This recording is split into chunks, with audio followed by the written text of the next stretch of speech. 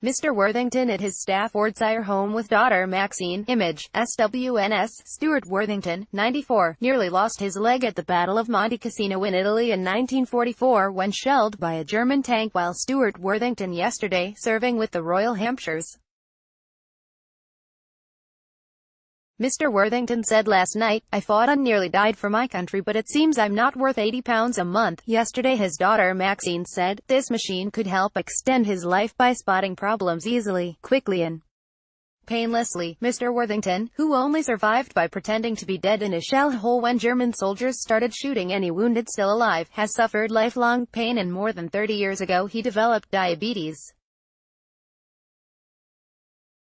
Stuart Worthington fought in the Battle of Monte Cassino. Image, SWNS. His wife Margaret used to treat him, but she died of liver cancer last month after 69 years of marriage. Stuart, a former legal executive from Ashley, near Stoke-on-Trent, has been refused a Libre machine which can check his glucose levels without having to take blood samples.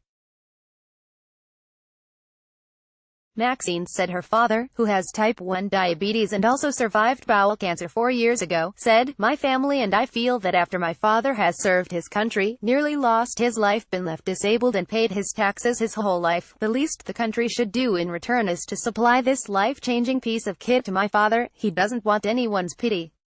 He just wants to be able to stay in his own home in his final years, to live out his life as best he can." Maxine, 52, an accountant from Stafford, who organizes her father's care with her 2 sisters, said, "My father was severely wounded at the Battle of Monte Cassino. His leg was shattered after he was shelled by a German tank. He lay in the shell crater for 24 hours waiting to be rescued and had to play dead as the Germans were going around shooting anyone they thought was still alive. He had to use his gun to brace his damaged leg. As a result, he can now barely walk, as in receipt of a war pension. Initially, it was thought that he would lose his leg, it was so badly shattered, but new advances in medical practices saved it. My mother was my father's main carer, and sadly she passed away last month with some problems regarding my father's care. None of us live close by. The nearest of us lives half an hour away. He has a good care package with excellent carers. The main problem is that my father is an insulin-dependent diabetic. He no longer has any feeling in his fingers and is blind in one eye. He is unable to take his own bloods and his carers are not allowed to do it." The diabetes nurse told us about a Libre machine that sits on the skin with a sensor attached just below the skin. This allows a card to be swiped over it to give a blood reading. This would mean the carers would be able to read his blood sugar when they come 4 times a day without actually taking blood from him. They could then notify ourselves, doctors, nurses or ambulances if they have a concern. This would solve all of our problems. But the sensors would cost about £80 a month if we paid privately. When I approached my father's doctor to see if this could be prescribed, I was told it could not be. She was backed by Tony Roth, the head of the Warwickshire. He said, "Mr. Worthington has never asked for a thing in his life." Mr. Worthington at his Staffordshire home with daughter Maxine. Image, SWNS. £80 a month is nothing compared to what he gave his country. I hope the nation will sit up and get him the help he needs. We come across veterans like this all the time.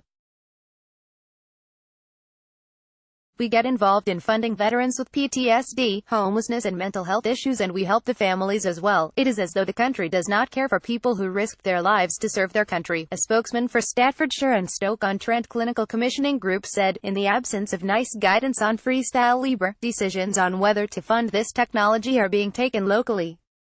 CCGs must ensure resources are used as effectively as possible, and are currently reviewing our local commissioning position based on the clinical evidence available." This summer, the Daily Express revealed a postcode lottery for the treatment.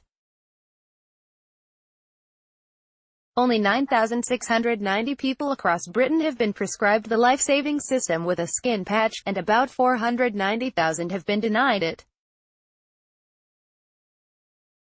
At the time, Chris Askew, chief executive of Charity Diabetes UK, said, "The delay in some areas in providing access to a groundbreaking technology that can help people to better manage their diabetes is unacceptable. We are urgently calling on local health bosses to give access to the device to those who can benefit, no matter where they live. The devices free sufferers from the pain of frequent finger prick testing, making it easier to keep track of blood sugar."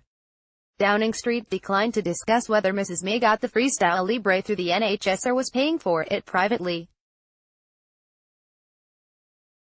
A spokesman said, "It is a private matter," but on Wednesday in Prime Minister's Questions Mrs. May described the treatment.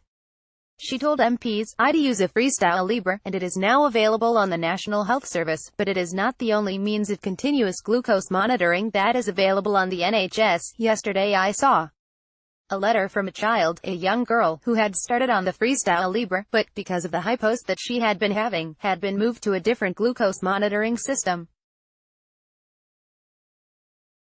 There is no one system that is right for everyone. What is important is that those systems are now available on the NHS," an NHS England spokesman said. At the start of the year, NHS England wrote to local GP groups reminding them of their responsibilities and of the guidance that exists when it comes to flash glucose monitoring, and other treatments for people with Type 1 diabetes. NHS England continues to work with them to strongly encourage them to adopt best practice, but ultimately it is their responsibility to take this into account as they make these decisions. Theresa May uses a Freestyle Libre. Image, Press Association. The Freestyle Libre is a revolutionary device that allows diabetes sufferers to check their blood sugar levels painlessly, writes Hannah Geisler. It monitors glucose levels through a needle-like sensor in a patch roughly the size of a 2-pound coin, which is worn on the upper arm. Levels can easily be read throughout the day by scanning a handheld sensor over the patch. The flash monitoring device eliminates the need for painful finger pricks and gives users more data to help them manage blood glucose. With every scan, users get a current glucose reading, a trend arrow indicating whether their blood sugar level is rising or falling, and a graph showing their levels over the last 8 hours. Vital. The device can also provide an ambulatory glucose profile, a snapshot of a user's levels over a typical day, allowing them to identify times they are most at risk. Despite its clear benefits, thousands of diabetes sufferers are being denied access to the life-saving technology via the National Health Service. Individual clinical commissioning groups currently decide whether to provide the vital treatment, and many do not. For example, the device is available to diabetics in Westminster and also in Sonning, the Berkshire village that is home to Theresa May and her husband Philip. But it is not currently available in her Maidenhead constituency. Experts have estimated that as many as 500,000 sufferers could benefit from the device. However, recent NHS data showed that just 1 in 50 people eligible was actually receiving it. The Freestyle Libre also produces reports showing how glucose levels have varied over multiple days and records the number of low glucose events. Each sensor can be worn for up to 14 days and allows monitoring to continue at times when people would not check their blood sugar, such as during the night. The Freestyle Libre machine. Image, NC.